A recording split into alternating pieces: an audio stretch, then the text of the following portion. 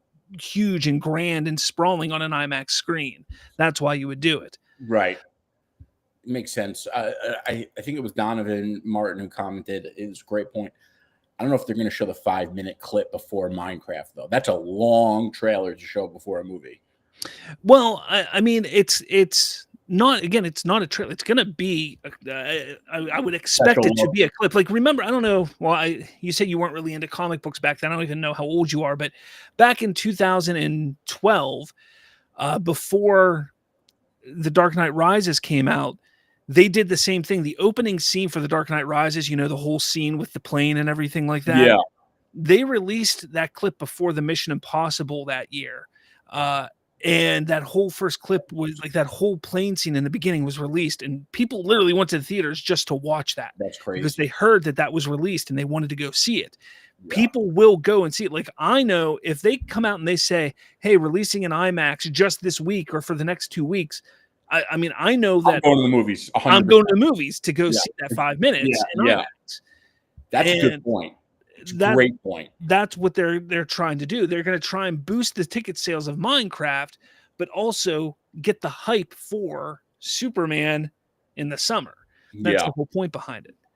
Yeah, it makes sense. And it makes sense that Warner Brothers would push that, considering the situation they're in. So great analysis. And I am 34 years old. I went in theaters when Dark Knight Rises came out. I've always been a major Batman fan. And I did, you know, like my dad would take me to comic stores when I was a kid, but I wouldn't read the stories. I would just look at the pictures. You know, so I didn't really fully appreciate it. But yeah, you're not that much younger than me, so okay. I figure we're probably close in age. Yeah, but so I mean, that's the thing. I mean, this is, I say it all the time. This is one of the exciting times for getting hyped for a movie, because it's speculation time. It's trying to figure out when they're going to do certain things, when they're going to release things. It's exciting. And then we get it, and then we get excited, and then it's, you know, talking about it, theorizing until we get the next trailer, and then it's talking and theorizing until we get the movie and that kind of stuff. So this is the exciting stuff for sure. I can't wait. And just to let you all know, as whatever we get next week, I am doing my Monday show is being moved to Tuesday.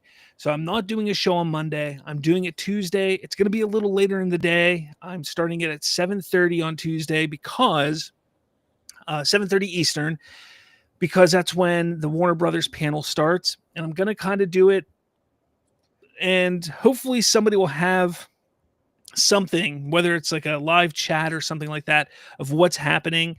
And we're just going to kind of watch along with it and figure out what's happening. And hopefully something drops while we're doing a show, and we can react live to what's going on. And then next Thursday, we'll do a huge analysis of any Superman trailer or 5-minute clip or anything that drops. And I already have a special guest for next week lined up to be on the show. I'm not going to tell you who it is yet. I think you guys will be excited about it. Don't over guess, but it is an exciting guest. I'm excited to have him on. So next week I do have somebody lined up, though. Anyways, so yeah, but let me all know. Wow, were those words? I don't even know if those were words. Let me know what you think. No, that sounds awesome.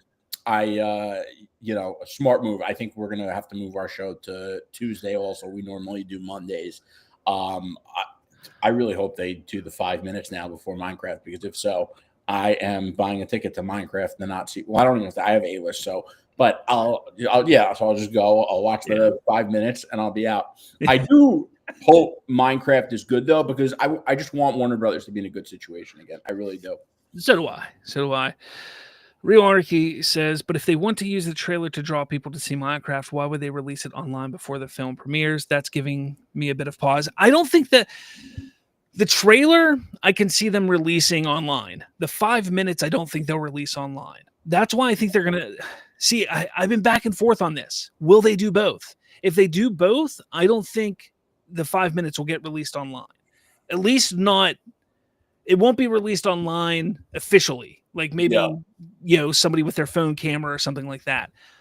But when it comes to, you know, somebody with a camera or something like that, yeah, the trailer I think will be released online. But if they're like me, like I love seeing trailers on the big screen. So even if it does drop online, I'm eventually going to want to see it in the theaters.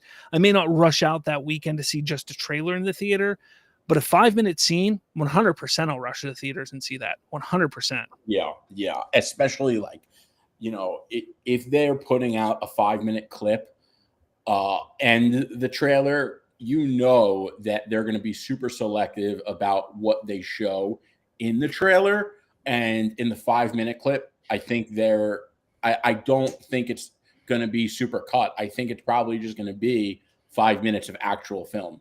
Yeah. Now, this just came out about an hour ago, a little more than an hour ago. Daniel RPK states that there was a Superman test screening yesterday or last night or something like that, and people reportedly loved it. Now, we all know how I feel about scoopers, and Daniel RPK is a scooper, but everybody's freaking out about this on X right now, saying, great thing, oh, this is exciting, this is great news, blah blah blah, that stuff. I mean, great. Great. First of all, I hope it's true, but even if it's not, it's good for the movie. It's good for the movie, and I want this movie to succeed because I want the DCU to succeed. And I think there were some reports recently that they said the opposite. But it seems like a couple of people are starting to say things like this. I think John Campea said something similar to this recently. So I do think it's real because John Campea, first of all, I love his show. He's amazing. And I think it's funny you call him Campea. Oh, is that not how you pronounce it? I don't know. I just call him John Campea, but you say Campea. It's funny. Yeah. Super nice guy, by the way. Came on our show one time. Are you gave serious? Us a nice donation, commented. Yeah, real stand-up guy. So he it was super random, but whatever. Anyway, John Campea, I listen to his show pretty regularly, and I think he's a straight shooter. If he is going to say that he heard from someone that saw it and he trusts that person, I trust that John Campea trusts that person. And I don't think that John Campea would have made it up. Now, I don't know Daniel RPK. I don't really – I take scoopers with a grain of salt. I think a lot of them do their best and they take what they hear, and sometimes it's accurate and sometimes it's not. And I think people are just go for their head and they project their biases onto those scoopers. But I still take them with a grain of salt because I don't know them. I don't know where they get their information. And I think a lot of this comes down to trust. Like in politics, like you need to be able to trust people. And I think with movie opinions and all the rumors that we deal with in this space, like trust and credibility and integrity is a huge thing. And John Campea has all of that. And I am very, very selective with who I trust. So because I heard that from John Campea, I am willing to believe that this is probably true because I've heard it from someone that I also trust. Yeah, no, I said a similar sentiment. Now, when it comes to John now I'm going to say it. Yeah, I'm going to mess up. When it comes to John Campea, I mean, I've had a interesting viewership with him because I was very bullish on him when it came to his discussions on the Snyderverse and stuff like that years ago. And I've always known that he was a fan of it. But when he would always sit there and say, "Oh, it's not real. It's not real," and I always understood what he meant. But we're not going to talk about Snyder Cut. Yeah, exactly. But we're not going to talk about that. We'll talk about this. The thing that I've always said about John, though, is he's not a scooper. He's not a scooper. So when he sits there and says something, he's a pop culture commentator. He's like us. He just talks about pop culture. Much bigger in the game than we are, but that's what he does. He talks about pop culture. And both him and Robert Meyer Burnett are the ones that talked about this recently. And both of them heard that the movie was good. And I like Robert Meyer Burnett quite a bit. I follow him on social media. I watch his channel. I watch him on John Campea. Anytime I can see something about Robert Meyer Burnett, I try to catch it because he's such an interesting person. He really is. And the thing is neither one of them are scoopers. So when they say something, I take it as, okay, that is what they heard, because they said they heard that it's good. And I believe that is what they heard. Does that make it accurate? Does it make it true? That doesn't. But I believe that is what they are hearing. Yeah. And a lot of people attacked them for saying that, because a lot of people are saying, well, then it's not true. Why would you believe them? They also said that the Flash was good. Okay, well, in my opinion, I enjoyed The Flash. I thought The Flash had a good story. Me too. There are issues with that movie, Yeah. 100%. But just because you didn't like it, or just because there were issues with it, doesn't make their stance and their feelings on the movie any less relevant. What they heard is what they heard. Like, you don't need to get all butthurt about it. And that's kind of how I look at it when it comes to people like that. On the flip side, you have somebody like Daniel RPK or Grace Randolph or the In Schneider or whatever. They're scoopers. They're people that are out there trying to make money off of giving information like this. That is how they make their living. They make their living by saying, hey, I hear this is good, or hey, I hear this is bad, or hey, I heard this, or hey, I heard that. Give me money because I'm telling you this. And that's how they make their living. I don't trust those people at all. Not one iota. So that's the difference. That's why when I hear something like John Campea saying something, I take it with like a little more like confidence and a little more weight. Yeah, Because I agree. what do they have to gain from it? So I that's all. do, yeah, and that's the thing about scoopers is like they are selling information. So, and I don't think all of them do it to the same extent, but I'm sure some of them make stuff up and go to sell it, and they're just like, you know what, I didn't have anything for my newsletter this week, or this is like a really hot thing to say at the time, whatever. And I'm not saying all of them do that, but I definitely believe some of them do it. It's like people with power corrupt power. Yeah. And the other thing, though, I will say about the Snyder Cut, like I do think at one point it didn't exist and there was just footage and then they reshot it. And it's kind of like when people talk about, I don't even want to say the name, but like a certain list of a really confidential list. And if you know what I'm talking about without saying it, you know exactly what I mean. And I don't think there was ever actually like a client list. And I think there were just people that did something and like people had data on it, but I don't think there was actually like a list in the CIA's desk, like, oh, this is the list of people, like, so I think it's kind of something like that. For what it's worth. And I don't really follow all the things they say. Stevie does that more for the show than I do.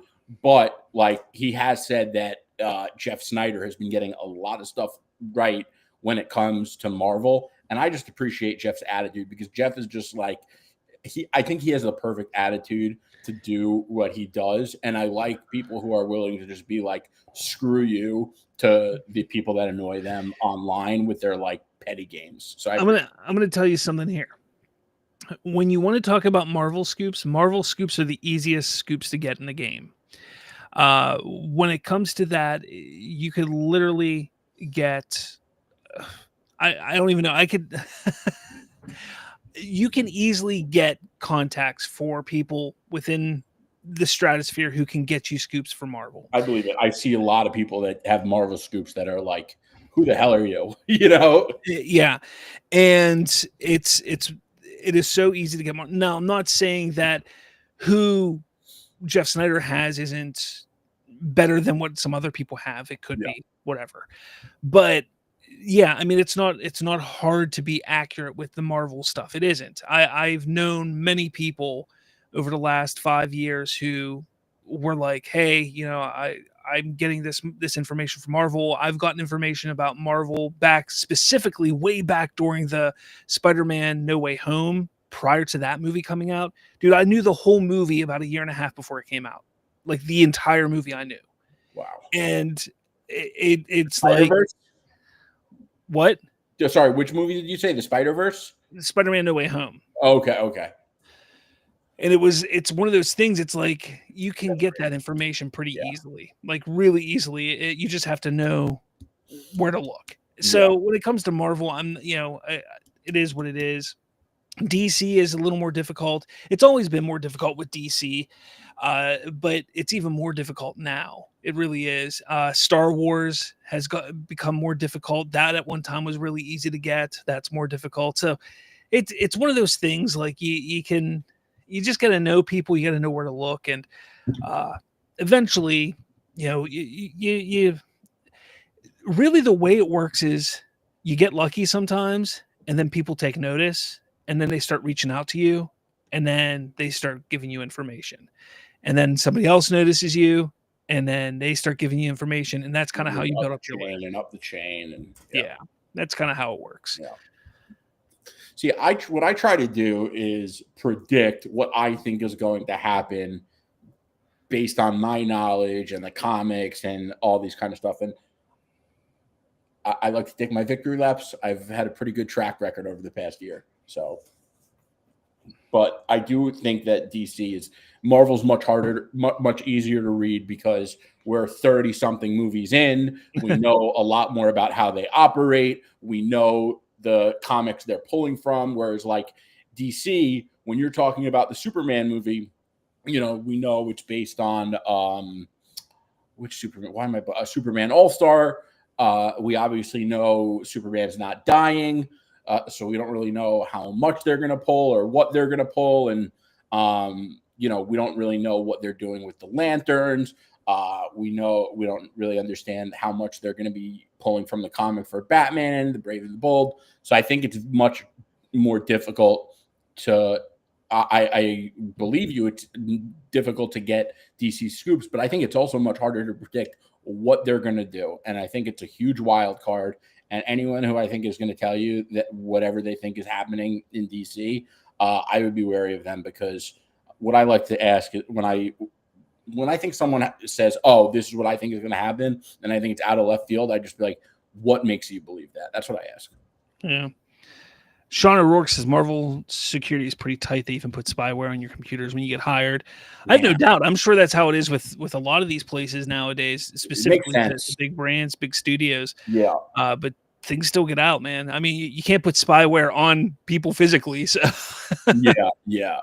But I and I don't want to get too much into my personal stuff, but I work in an industry where we deal with a lot of sensitive information. And there is a lot of we don't have spyware, but like if you're moving certain files, like that stuff is tracked. And there's a lot of security amongst all the devices. They're much less lenient when it comes to using personal devices for things. So it makes sense if you're dealing in Marvel and you have a movie coming out, you don't want that makes sense. I believe it. Yeah. It's sensitive information. There's a lot of money involved in it, so it's sensitive information. Yeah, for sure. Oh man, I don't know what else do you have to say. I know the big thing that really drew me to wanting you to come on here. Don't have too much time left, but you were very, very adamant about. I saw on one of your shows about how Superman has to be successful. It has to be a home run.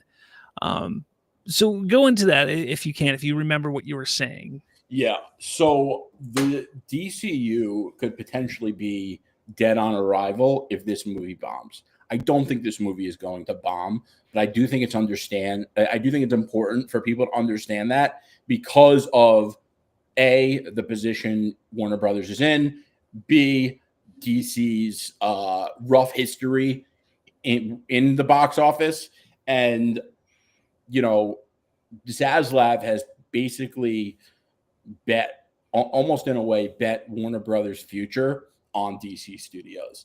And yeah, we got Creature Commandos, and there's Lanterns and Supergirl and a couple other projects, and Batman Brave and the Bold. But everyone knows Superman is the first real big project we're getting from them. And it's almost like Iron Man in 2008, 2009, and this movie, I think that there is a spectrum of what could happen in the future of DC Studios based on the success of this movie. I think best case scenario, this movie is an absolute banger. It's a box office hit, and everything goes as planned, as James Gunn intended. I think that if it doesn't do well and it just is mediocre, but it's not the box office numbers that Zaslav and Warner Brothers had hoped for, I think it's possible that they scale back budgets on other projects. And I think that if it completely bombs, I think they start canceling projects, maybe hang it up and say DC is just not a successful IP. We're going to do, Batman movies. Maybe we'll do a Superman movie in the future, and they really limit what they do. And it's just because, like I said, DC, they've tried so many different things over so many years, decades now at this point, and Warner Brothers is just not in a good financial situation, and they really, really need this movie to work. Granted, I do think it's going to be best case scenario. I really do. I think James Gunn is super talented. He's never, ever taken an L on a comic book movie, and I think Zaslav knows what he's doing. And I think there's a reason they picked James Gunn. I think they have faith in James Gunn, and I think James Gunn deserves the faith from us, the fans, as well. Perfectly said. Yeah, I agree. Yep. All right, man. Well, where can everybody find you?